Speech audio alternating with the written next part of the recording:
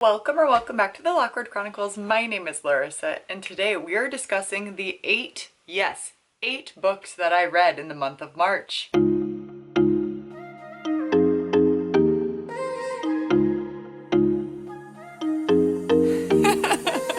Hello, my dear friends. We are back for another monthly wrap-up, and I am so excited. March is a million years long. Looking back at all the books that I read, I am baffled that they took place in this month. But nonetheless, we're going to talk about all 8 books that I read this month, and we had 3 5-star reads. It makes me so happy. Besides like those 5-star, it was a weird reading month because it just felt slumpy to me. And the fact that I had 3 5-star reads in a slump was wild. That was weird. March is just a weird month. I don't know what to do with this. My braids are unbraiding. Well, let's get into it, and let's start with the first book that I read this month, which was Magnolia Park's Into the Dark. I do have a reading vlog on this, and I have a reading vlog. Yeah, I definitely do. Again, March feels like it was forever ago. Like, I feel like I read this so long ago. But absolutely love this cover. This is the 5th book in the Magnolia Park's universe, but the 3rd book of Magnolia and BJ's POV. And there are trigger warnings for grief and disordered eating, so go into that with caution. I really loved the conclusion to this book. I thought it was exactly how it needed to be. I even cried at the end of that reading vlog, and just like even thinking about it again, I feel so content. The ending of this and the character development, just everything about this was perfection. This is by no means a very plot heavy book. It is very, like, the whole series is just very character driven. And you're just watching these characters live their lives, feeling like you're part of their friend group. BJ and Magnolia, I love them. I love them so much. I'm really sad we won't be getting another book with their POVs. If you're looking to get into this book, it's just like rich people in London's high society. It's very much giving Gossip Girl-esque. I finally read The Wishing Game by Meg Schaffer, and I enjoyed it. I gave it a 4. I would recommend it. It was very whimsical. It's very short. It's the book for people who love reading, but also like adults that miss their childhood too. The synopsis of this book is Lucy gets chosen to be part of this her favorite childhood author's contest to win the rights to his last and final book of this series that she absolutely loved. And to do that, she has to go to Clock Island, where he resides, and participate in these games against other contestants. We don't really see the challenges very much. It's a lot of riddles and lots of kid games and stuff, but it's just more of the nostalgia, still having your dreams come true even as adults, and it was cute, it was fun. And then the next book that I read, finally, was The Family by Naomi Krupitsky. Campbell, where did that come from? Naomi Krupitsky. And this is following 2 best friends who grew up in the family, aka like a mob, in New York City back in like 1930s, late 1930s into the 40s, and just how their friendship develops and changes over time as they go from adolescents to teenagers to women, and all the ups and downs with that, not feeling like you're belonging. I will say there is a big trigger of depression and postpartum depression. I'm glad I read it, but I will never think about this one again. I also didn't really enjoy the ending too much either, but I really enjoyed the friendship between the 2 girls and how they navigated their lives and the ebbs and flows of their friendship, because, you know, people change and people drift apart, and then they come back together too, and that's beautiful. If you're looking for historical fiction or really want to get into historical fiction, I wouldn't recommend this one to be your first one. I'm glad I read it, but I'm also glad it's off my shelf more. And then I did try reading another historical fiction, and that was Hidden Figures by Margot Lee Shetterly, and I love this movie. I love this movie so much. I had to DNF this book. I tried listening to it mainly because this type,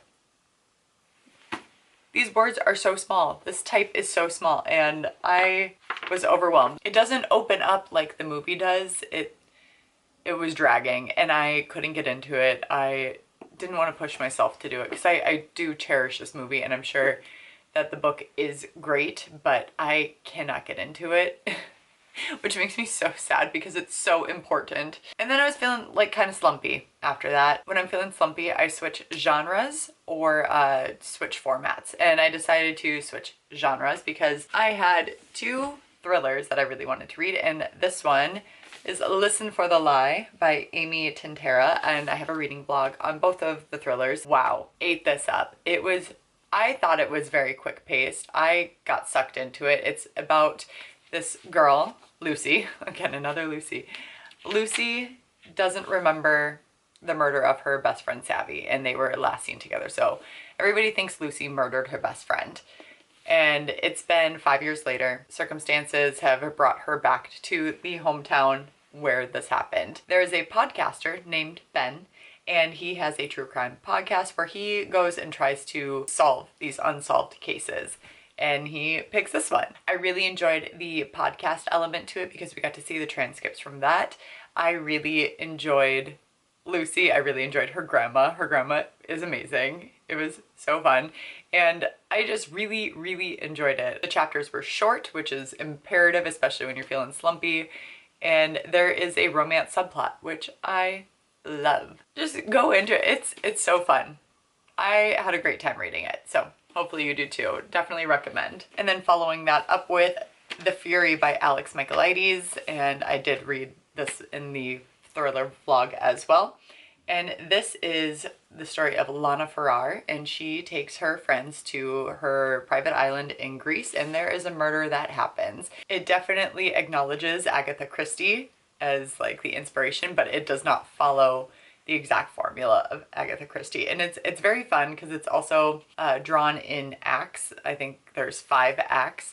I would say Act 4 is really when it starts to pick up. I really enjoyed that. It was a little slower paced through acts 1 through 3, but not terribly so. Yeah, it's an unreliable narrator, and he is just telling you this story like you are sitting down for a drink and he just wants to entertain you and let you know what happened. Oh my gosh, I didn't even see.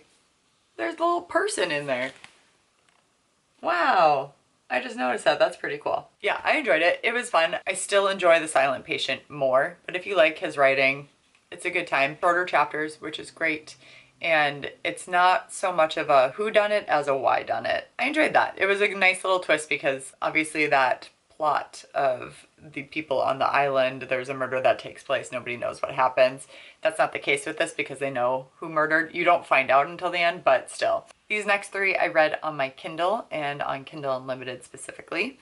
And the first one that took place on that is That Kind of Guy by Stephanie Archer. This is the first book in the Queen's Cove series.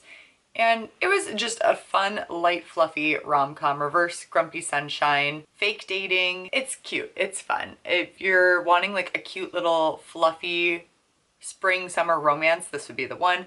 It takes place at Queen's Cove, which is a tourist town, and our protagonist, oh gosh, I'm blanking on her name. Anyway, our FMC, she is trying to own this restaurant that she's been working at and managing for years and years and really wants to own it and buy it from the owner.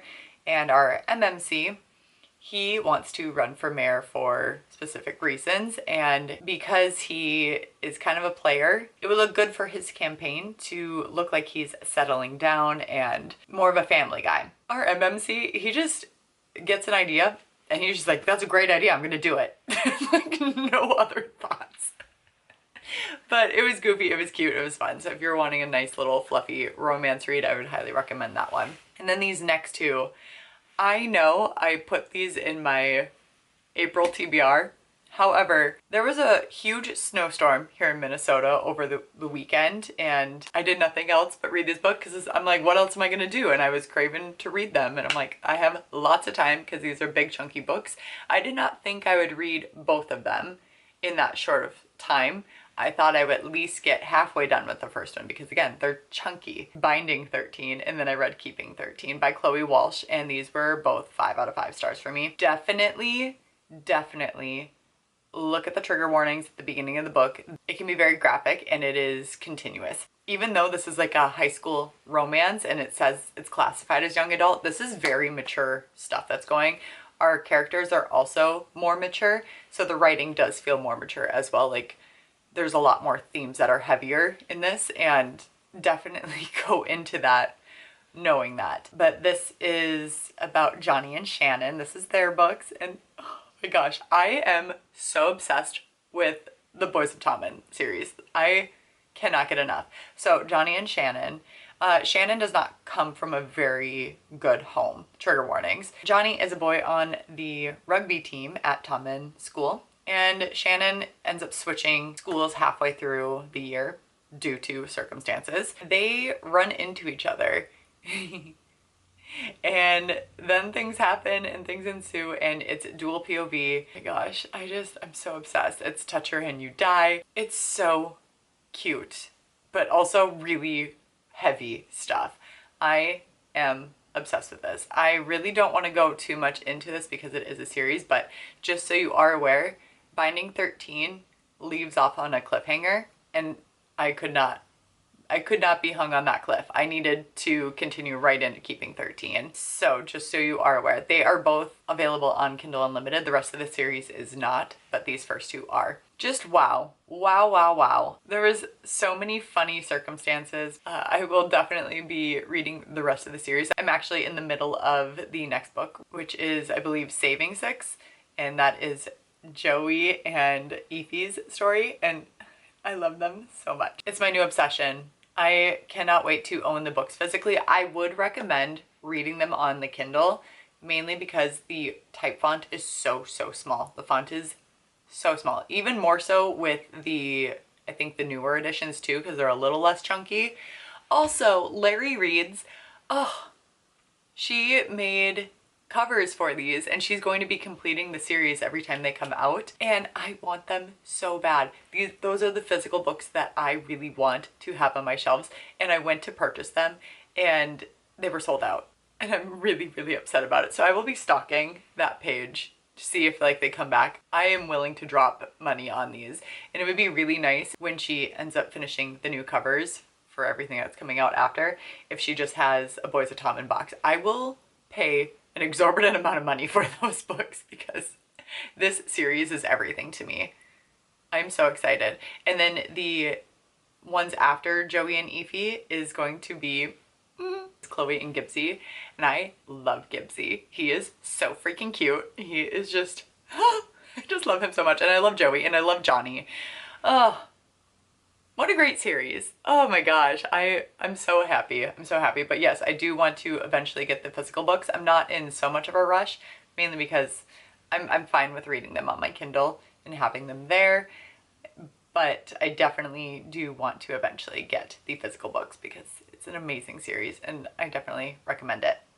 As for the stats, like I said, I read 8 books. My average rating this month was 4.19, which is phenomenal. And then the number of pages that I read this month were 3,623 based off like the formats of the books. We did the dang thing.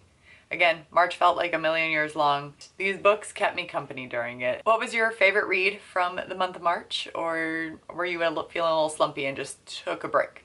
Let me know in the comments below. I would love to hear it. And if you want to follow along for any other book content that we do here, feel free to subscribe to the channel, as well as like this video. That'd be great. I would appreciate that. With that being said, respect others, respect yourself, and do something amazing with your day. Thanks, bye!